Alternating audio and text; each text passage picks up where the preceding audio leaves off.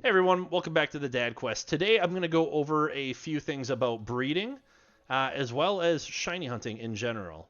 This is not a breeding video. I've already done that. If you want that, go back, check that out, and then come back here.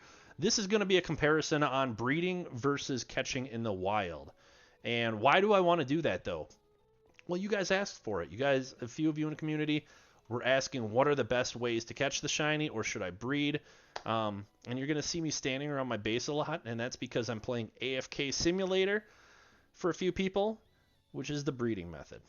It is definitely the less fun method of the two, but that's the only way you can generate eggs is if you are hanging around your base. So what I want to go over for you though is what can you do to increase your odds in the wild, and why would you want to do that? Well, first off, the game goes off of what's called a bucket method in terms of determining the spawns. And it's kind of like when you're flying through a forest. Have you ever wondered why you keep running into Pidgey and Pidgey and Pidgey and Pidgey and more Pidgeys? Like all you see is Pidgeys or Caterpies. It's because Cobblemon uses, like I said, spawn buckets, and each bucket has its own chance of being picked. Not only that, but inside of each bucket is a handful of Pokemon who also have their own chance of being picked. And the common bucket that Pidgey hangs out in, that Caterpie and Weedle hang out in, is huge. It's roughly a 93-94% chance that you're going to find those commons every single time.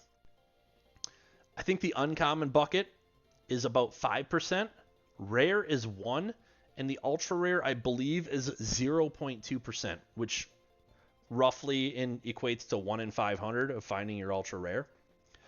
So like I said, what happens once the game picks a bucket from common, uncommon, rare, and ultra rare is it's going to look inside and grab a Pokemon. You can think of it as a claw game almost. It's reaching in that bucket and grabbing a Pokemon.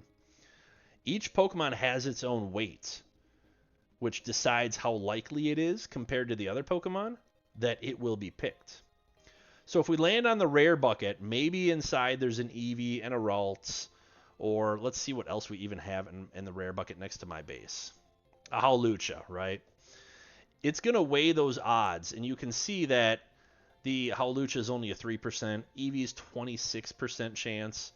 The rates that we're seeing right now on my screen are the rates within that bucket. So if the rare bucket is chosen by the game as I'm flying over an area, it's going to then have these odds. If I want to see the actual spawn rates of all of the buckets combined, which is how the game truly determines what's being spawned, you can click this button down here to show the actual spawn chance. So even if I'm flying around, my odds of running into that Eevee are 0.13% chance.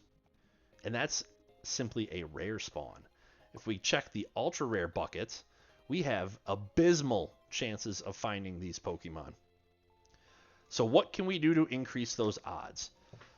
You can see my fire Pokemon here in the ultra rare bucket have a relatively high chance to spawn if that bucket is chosen.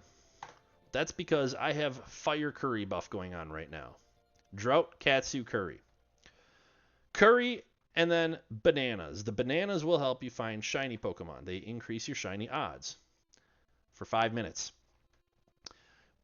This is a craftable item, as is the curry, if I could spell curry correctly. Curry is also craftable, and you can craft a curry for every type of Pokemon that is out there. Dragon, fairy, poison, water, fire, fighting, normal, you name it. If you want to hunt a Pokemon and you want to increase your odds of that type, that's what you do. You craft curry. Now, that's not going to just increase odds of ultra rare, that's going to increase the odds of Pokemon in every other bucket as well. So if we go back here, I still have my fire buff in the corner. You can see if I scroll down, if the common bucket is chosen, there is a 65% chance that that Houndour is going to spawn. Excuse me. And that will go for every bucket. If the uncommon bucket is chosen, we can see that I have a Firebird here that is got a 62% chance to spawn. And if we move into the rare, there's actually no fire Pokemon in here. So no increased odds in my rare bucket at all. So Out of 1,000 spawns with the rarities that I had given you earlier, you can expect over 900 of those Pokemon to be common. Roughly 50 of them uncommon, 10 of them rare, and only 2 ultra rares at a 1 in 500 chance. So I don't suggest shiny hunting rare Pokemon or ultra rare. I suggest finding the base form and then breeding those. I have a handful of ultra rares back here that I'm doing exactly for that reason. You can see in my party, I have 2 Littens and a Rowlet already shiny. I'm breeding a handful of these to not only have them for myself and my child, but to help out the community as well. We have a great community, which is another resource that you can use in our game to get what you need. If you're just after the base forms, go ahead and ask the community. A lot of these guys are going to give you an egg. Some of them already have them to give you. Super helpful. I can't thank them all enough for being as great as they are. And like I said with base forms here, I wanted to mention something else. When you're out looking around using your Pokénav, the baby forms or the first forms are always going to have the higher chance. So you can see here Cyndaquil's at 14, Quilava's at 8, and Typhlosion is not even a full percent. So keep that in mind when you're looking as well. So when do you want to actually shiny hunt out in the wild? Well, when you're actively playing is my advice on that. You don't want to be standing around AFK at your base. It's not fun. You have nothing to do. The only way eggs are going to generate if you're breeding is you sitting at your base like I am right now. So if you're online and you're looking to play the game, definitely just fly around. Pop a candy, pop a berry, eat your curry. Every now and then we do have shiny events hosted in the server. That's a great opportunity to stack a banana on top of that, adding extra shiny odds. They do stack together. And then pop your curry on whatever you're looking for and book it to the location that your Pokemon spawn at. If you're looking for Charmander, he's in the Nether. Go into the Nether, find the proper area, eat your candies, eat your curry, and pray for a Charmander.